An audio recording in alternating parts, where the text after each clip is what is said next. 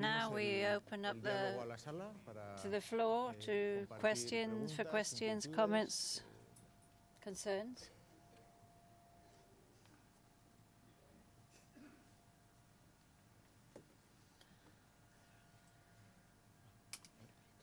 Over there.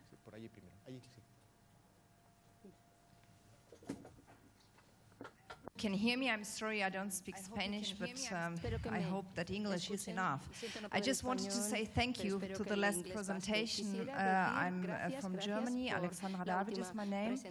I was waiting for something like that for a long time because I'm working on the topic for several years now, and it's, I must say that it's very technology-driven, it's very effort-driven, as you said, and I think that not only self-estimation is important, but also the estimation of talent within the society. So at the moment we have a discussion that there is youth unemployment, and on the other hand I hear that people need to, to have more and more skills, speak 10 languages, be mobile. As we know, people are not that mobile as everybody assumes. So the problem is, how can people be motivated when they have short, how do you call it, short labor contracts? If firms don't estimate what the people know, what their talents are, if you are young and you are high educated and you don't get jobs, So that's the problem we have. We are always like requesting for more and more and more.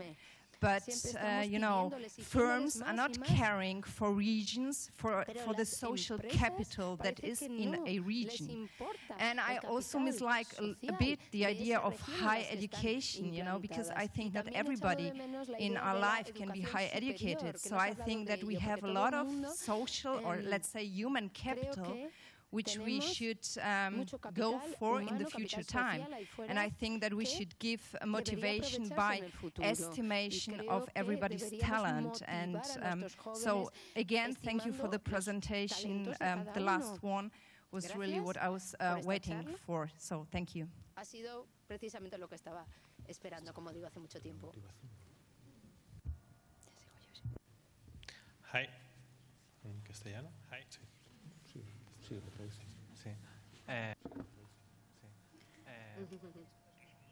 And sum up the question. I think you were asking how we are able to motivate our young people, the youth, and ask them to have so many skills, mobility, langues, etc., with a future that looks so dark. I think that was more or less the question that I understood. My answer to that is very quick. Is there life after school? There is life after school, and not everything is so dark. It's a global world, and we don't all have the need to go to work at these the same companies. We can learn a lot of things outside the system.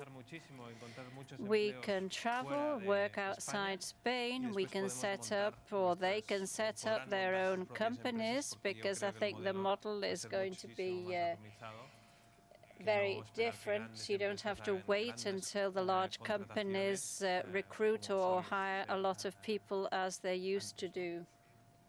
I would like to mention that it is linked up to the proposal made this morning, linking up the diffuse thinking that doesn't have direct productivity, and it also deals with the question on how to combine the demands that we place on our children, the out-of-school activities and that sort of thing, with the quiet, the tranquility that is necessary to be able to, that they need also. I'm afraid I can't hear him to be able to translate. No, sorry, we can't hear in the booth to be able to translate.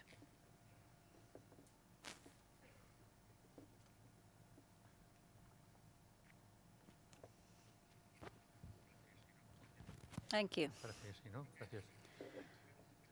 I think we have to look at the expectations. When I was young and I got good marks at school, they said, oh, if you behave all right, you might get a job in the Caixa and do well there. That's the savings bank.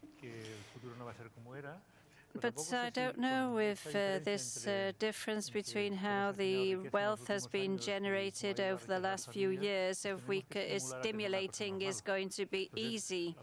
It is necessary to stimulate them, and self-esteem is necessary. We have to give them the tools to be able to do so. We don't have a universal response for all of that.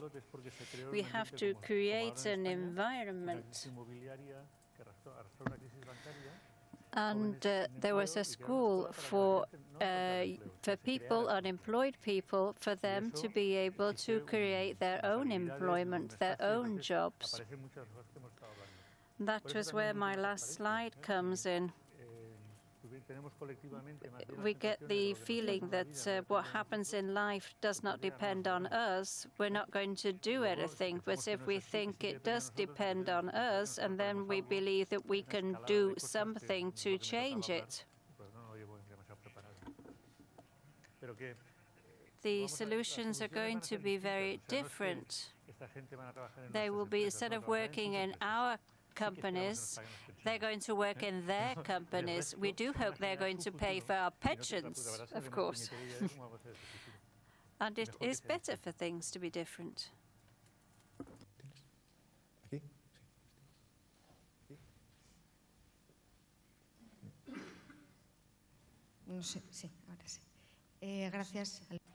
Thank you to the three of you.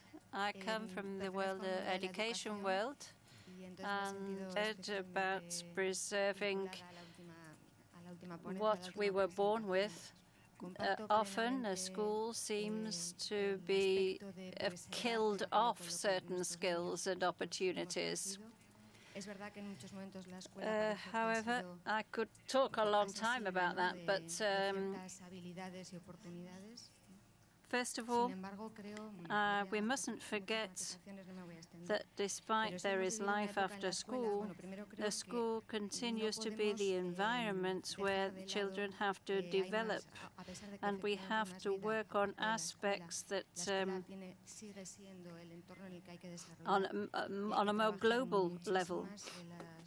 And the comment that I'd like to make, we have gone through a moment in time when self-esteem was fashionable, and that maybe the word was used too much, so much so that lately we have found that the children have too much self-esteem. It would take a long time to comment on that, but I believe that that aspect may be related to other types of experiences, other types of methodologies, and if these methodologies are implemented, it is obvious that this self-esteem is going to continue to grow. It is maybe difficult to design something to work on self-esteem, saying that, well, you're worth, you can do it, you're, because they aren't stupid, of course.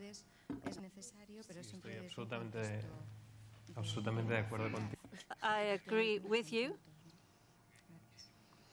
I think there are a lot of nuances that we probably don't have time to talk about. I agree with you. And part of what I wasn't able to mention due to a lack of time, we have to thank the teachers in the classrooms for all the work they carry out. And often the teachers are victims of the system. They are trapped, and they are measured, and they're told what they have to teach. They don't have the autonomy or independence that I believe they should have. I also come from the education. I'm a civil servant, so we are at the center of attention. I would like to make a comment for the three of you. In the case of Ricard, you seem to say that technologies limit talents. I don't know if I understood you correctly, but for me, I've got 2 computer classrooms and I use them fully. And we got some money and these computers were bought. And I'm often told that I'm very lucky. I'm more and more convinced that the ICTs help us develop a lot more talent. Another thing is, I want to make things clear, the ICTs is a means towards knowledge. And maybe that is the error, the mistake that we make. The social media are often used incorrectly, or the internet, and they're going to take us where they want us to go. But if I use technologies to achieve the objectives that I want to reach, this tool is very useful to me. So for me, having 2 classrooms with computers is an achievement, and I'm very proud to be able to use them, although often the students don't want to do it. I could give examples about how for them to be useful in the case of companies. For example, I've liked the fact that the video CVs are curriculum. I think it's fantastic to be able to get to know people, to see what they know how to do. If we're going to teach them certain knowledge, we should make them useful by way of the video CVs.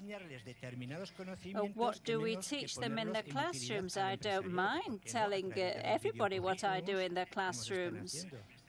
And if the entrepreneurs can see all of this, the entrepreneur can choose. Another thing is our culture. For me, our culture, or at least here in Spain, is a very closed culture. For example, if I think it's the image is a good thing. Maybe it's our culture that isn't developed correctly. Another type of culture is why not take advantage of sharing? I don't mind sharing. But sharing is something maybe in our culture that isn't positively assessed. In other countries, it is. In other countries, people share. Whereas here, it is different. In the educational system, the political system, that sharing doesn't exist either. In the case of entrepreneurship, why don't they? I would like to go to companies and say, what are you looking for? And if they tell us what they're looking for, the question is, how can we achieve this without technologies? That is very difficult. And there are companies, all the companies have computers. I'm going to leave it there. 2 more questions. I'm going to take 2 more questions, and then we'll bring the session to an end.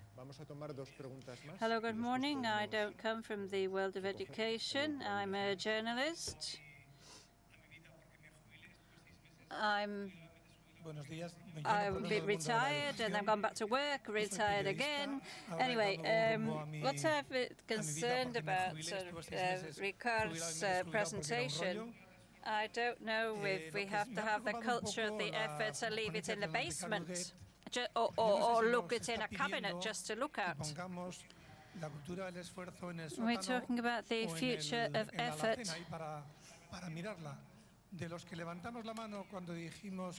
Or maybe about the effort I would be on my own. I think the culture of effort is something that must not be left on one side.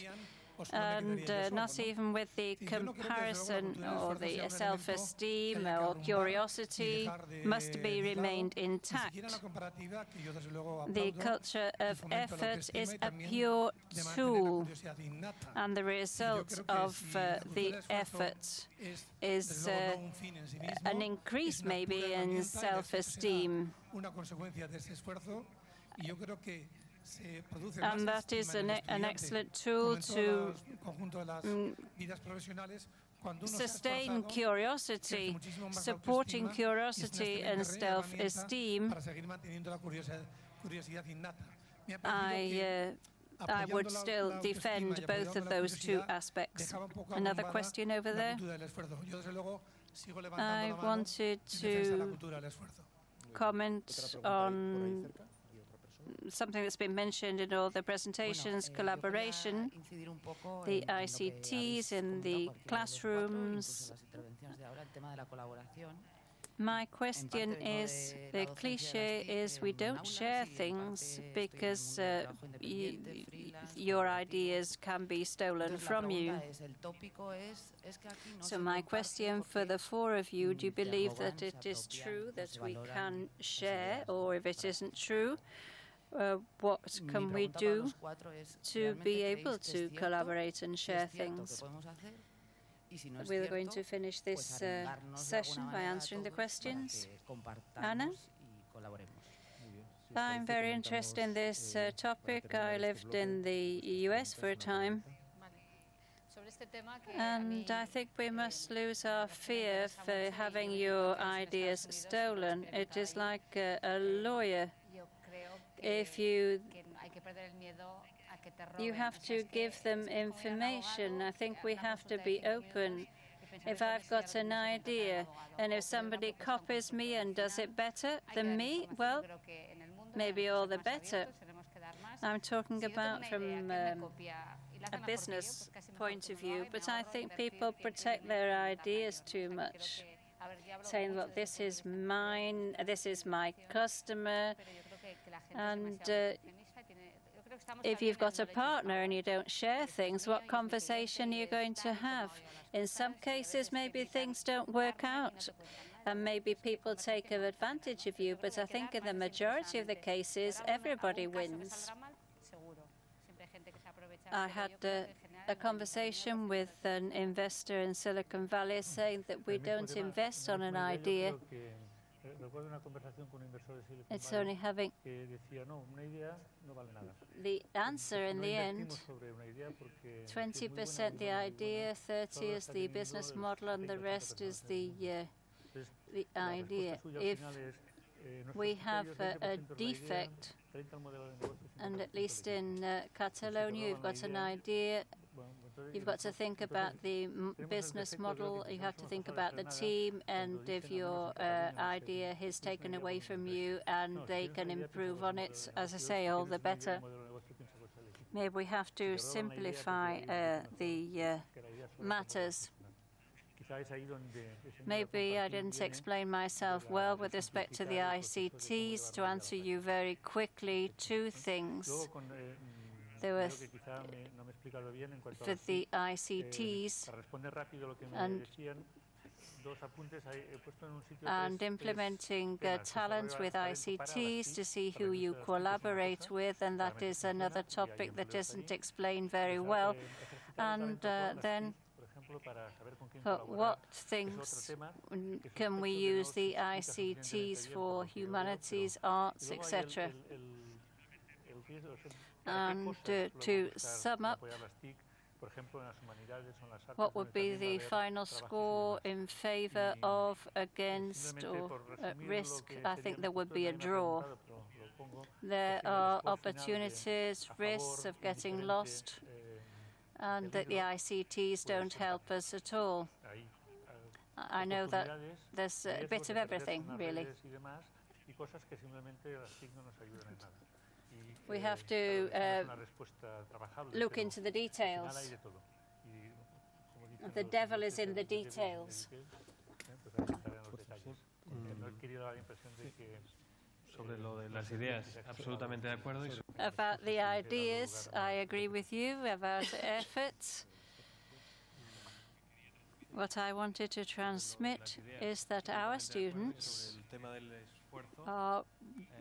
agree with the culture of motivation, and if you're motivated, you make an effort. And the effort for effort's sake doesn't work. And these are the data that we've got.